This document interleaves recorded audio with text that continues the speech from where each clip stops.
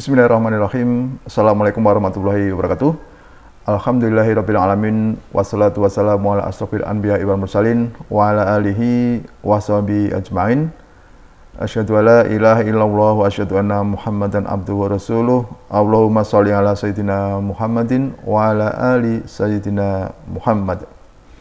Sahabat beriman rahimakumullah, pada kesempatan ini saya akan berbagi ilmu berkaitan dengan waktu-waktu yang disunahkan atau dianjurkan ketika membaca sholawat Nabi atau membaca salam untuk Nabi Shallallahu Alaihi Wasallam. Sebelumnya kita ingat dulu firman Allah dalam surat Al-Ahzab ayat 56 yang bunyinya A'udzubillahi minasyaitonirrajim. Bismillahirrahmanirrahim. Innallaha wa malaikatahu yusholluna 'alan nabi ya ayyuhalladzina amanu shollu 'alaihi wa sallimu taslima. Sesungguhnya Allah dan malaikat-malaikatnya bersolawat untuk Nabi. Hai orang-orang yang beriman, bersolawatlah kamu untuk Nabi dan ucapkanlah salam penghormatan kepadanya. Di sisi lain, Ibnu Katsir pernah berkata, maksud ayat ini adalah bahwa Allah Subhanahu wa Ta'ala mengabarkan kepada hamba-hambanya tentang kedudukan hamba dan Nabi Muhammad di sisi Allah, yang mana di langit malaikat-malaikat bersolawat untuknya juga. Lalu Allah Ta'ala memerintahkan makhluk-makhluk yang ada di bumi untuk bersolawat dan salam untuk Nabi Muhammad, agar pujian tersebut berkumpul untuknya dan di seluruh alam, baik yang ada di atas maupun yang ada di bawah.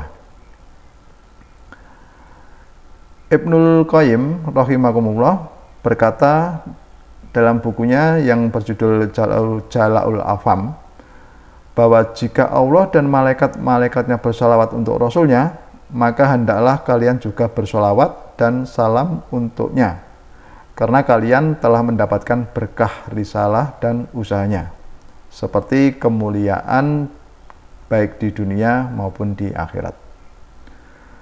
Sahabat beriman rahimakumullah, nah terus kapan waktu-waktu yang disunahkan dan dianjurkan ketika atau untuk membaca sholawat atau salam kepada Nabi? Waktu yang pertama yaitu sebelum berdoa. Pernah Fadlah bin Abid berkata, Rasulullah SAW mendengar seorang laki-laki berdoa di dalam sholatnya. Akan tetapi dia tidak bersolawat untuk Nabi. Nah, maka beliau bersabda, orang ini tergesa-gesa. Lalu beliau memanggil orang tersebut dan bersabda kepadanya dan kepada yang lainnya. Ini Rasulullah berkata ya, bila salah seorang di antara kalian sholat atau berdoa, maka hendaklah ia memulainya dengan pujian dan sanjungan kepada Allah, lalu bersolawat untuk Nabi. Kemudian berdoa setelah itu dengan apa saja yang ia inginkan. Hadis riwayat Abu Dawud, Tirmidzi, Ahmad, dan Hakim. Di dalam salah satu hadis yang lain disebutkan, yang artinya kurang lebih demikian, doa itu terhalangi hingga orang yang berdoa itu bersolawat untuk Nabi Shallallahu Alaihi Wasallam. Hadis riwayat Tabrani. Ibnu Atha berkata, doa itu memiliki rukun-rukun, doa itu memiliki sayap-sayap, sebab-sebab, dan waktu-waktu. Bila bertepatan dengan rukun-rukunnya, maka doa itu menjadi kuat. Bila sesuai dengan sayap-sayapnya, maka ia akan terbang ke langit. Bila sesuai dengan waktu-waktunya, maka ia akan beruntung. Dan bila bertepatan dengan sebab-sebabnya, maka ia akan berhasil. Nah, adapun rukun-rukunnya yaitu menghadirkan hati, perasaan tunduk, ketenangan, kekhusyuan, dan ketergantungan kepada Allah Subhanahu wa Ta'ala. Sedangkan sayap-sayapnya adalah jujur dan waktu-waktunya adalah di saat sahur, dan sebab-sebabnya itu adalah bersolawat untuk Nabi Shallallahu Alaihi Wasallam. Nah, jadi waktu yang disunahkan untuk bersolawat adalah sebelum doa. Dan solawat itu sebagai pembuka benteng agar doa kita terkabulkan oleh Allah Subhanahu wa Ta'ala. Kemudian yang kedua, kapan kita membaca sholawat, yaitu ketika menyebut, mendengar, dan menulis nama beliau. Rasulullah bersabda, yang artinya, celakalah seseorang yang namaku disebutkan di sisinya, lalu ia tidak bersholawat untukku. Hadis riwayat Tirmizi dan Hakim. Nah, ini ya, perhatikan, jika disebutkan nama Rasulullah, maka segera sautlah dengan sholawat. Berarti ketika ada khutbah atau ada suatu kajian yang menyebutkan Nabi Muhammad, maka sambungkanlah dengan kalimat Muhammad Sallallahu Alaihi Wasallam. Maka celakalah bagi seorang yang namaku disebutkan, maka dia tidak bersholawat kepadaku. Itu kata Rasulullah. Kemudian yang ketiga, kapan kita membaca sholawat? Dari Aus bin Aus berkata, Rasulullah Shallallahu Alaihi Wasallam bersabda, sesungguhnya di antara hari-hari yang paling afdal adalah hari Jumat. Maka perbanyaklah sholawat untukku pada hari itu, karena sholawat kalian akan sampai kepadaku. Hadis riwayat Abu Daud, Ahmad, dan Hakim. Nah, jadi yang ketiga itu, kapan kita membaca sholawat, yaitu kita diperintahkan untuk memperbanyak sholawat pada hari Jumat. Ya, nah pada hari Jumat itu kita diusahakan, mari perbanyak sholawat. Dimulai dari hari, misalkan hari Kamis sore setelah asar gitu ya, maka kita mari perbanyak sholawat. Kemudian pada hari Jumatnya dibatasi paling akhir, yaitu apa? Sebelum maghrib. Nah, itu kapan kita membaca sholawat, maka di situ maka akan sampai kepada Rasulullah.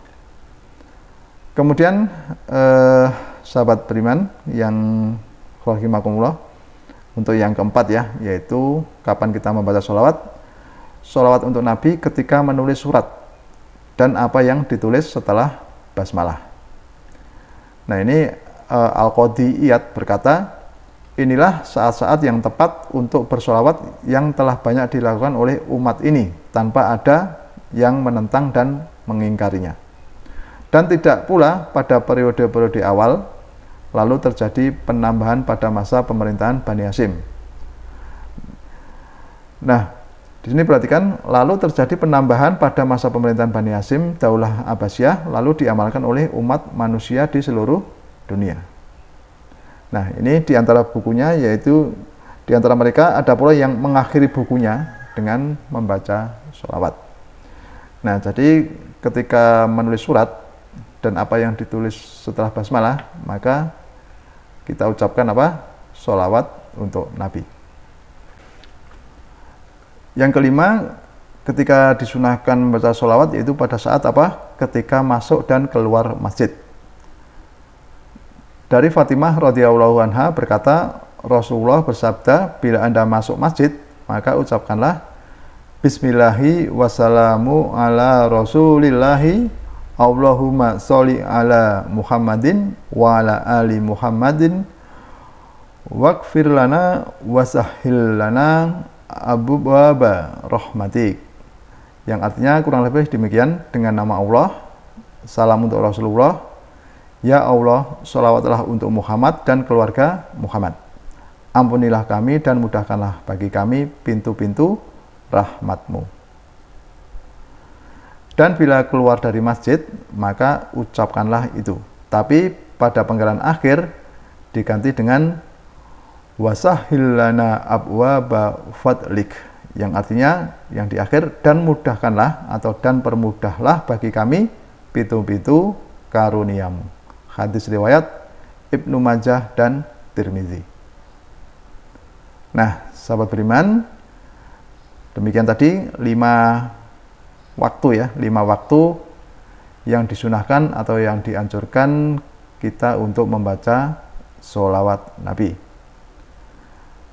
Di Di samping itu, marilah kita perbanyak setiap hari kita selalu membaca sholawat. Ya, kapanpun, dimanapun, kita harus memperbanyak sholawat Nabi agar apa? Nanti di akhirat kita mendapat syafaat dari Rasulullah, karena beliau bersabda, barang siapa yang akan mendapatkan syafaatku, secara umum ya, yang mendapatkan syafaatku, maka orang yang paling banyak membaca sholawat untukku. Sahabat beriman rahimakumullah, demikian tadi sedikit saya berbagi ilmu tentang kapan waktu atau waktu-waktu yang disunahkan ketika membaca sholawat. Semoga bermanfaat. Assalamualaikum warahmatullahi wabarakatuh.